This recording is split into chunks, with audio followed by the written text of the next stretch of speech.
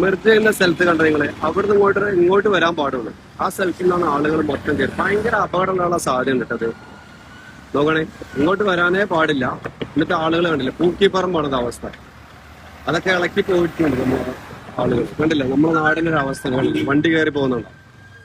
ആ കയറുന്ന കയറ്റിലെങ്ങാനും സ്പീഡിൽ ട്രാക്കിലൂടെ വണ്ടി വന്ന സെക്കൻഡ് ട്രാക്കിലേക്കാണ് ആ വണ്ടി പോകുന്നത്. അപകടങ്ങൾ കൂടാനായ സാധ്യതയുണ്ട്. നമ്മളാളുകൾ പഠിക്കൂല. കണ്ടില്ലേ, നമ്മൾക്ക് ഇവിടെ നിന്നല്ല മെർജ് ചെയ്ത് കയറാനുള്ളത്. നമുക്ക് കയറാനുള്ളത് കാച്ചടിക്കെന്നാണ്. അവിടുന്ന് എൻട്രി, അവിടുന്ന് വണ്ടി വരുന്നുണ്ട്. കണ്ടോളൂ, ആ വണ്ടികളൊക്കെ കയറുന്നുണ്ട് അവര്. എല്ലാ വണ്ടി അവിടുന്ന് കയറി പോകുന്നുണ്ട്. കണ്ടില്ലേ, ഭയങ്കര അപകടം പിടിച്ചു വരുന്ന സ്ഥലമാണ്. അതുപോലെ അപ്പുറത്ത് കണ്ടില്ല, അവിടെ അതാണ് അവസ്ഥ. അവിടെയൊക്കെ അങ്ങനെ അവസ്ഥ. അപ്പൊ നമ്മുടെ നാട്ടിലാണെന്ന് പോകുന്നില്ല, സെക്കൻഡ് ട്രാക്കിലേക്കാണ് ഈ വണ്ടി പോകുന്നത്.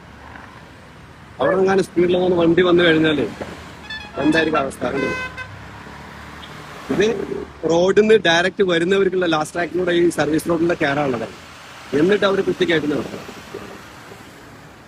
എങ്ങനെ പഠിക്കാനല്ല, അവിടുന്ന് എന്താണ് റോഡിലേക്ക് കയറി പോകണം. അപ്പുറത്ത് പൂക്കിപ്പറമ്പ് ഇത് നേരെ കയറി പോകും. അപകടങ്ങൾ നമ്മൾ തന്നെ വിളിച്ചു വരുത്തത്. എന്താ ചെയ്യാം? ഈ കുറ്റികളൊക്കെ ഇളകി തുടങ്ങി. വെച്ചിട്ട് ഒരാഴ്ച ആയിട്ട് എങ്ങനെ നന്നാവാൻ നമ്മളെ സമൂഹത്തെ? കണ്ടോളൂ, ഇതാണ് അവസ്ഥ നമ്മുടെ നാട്ടിൽ.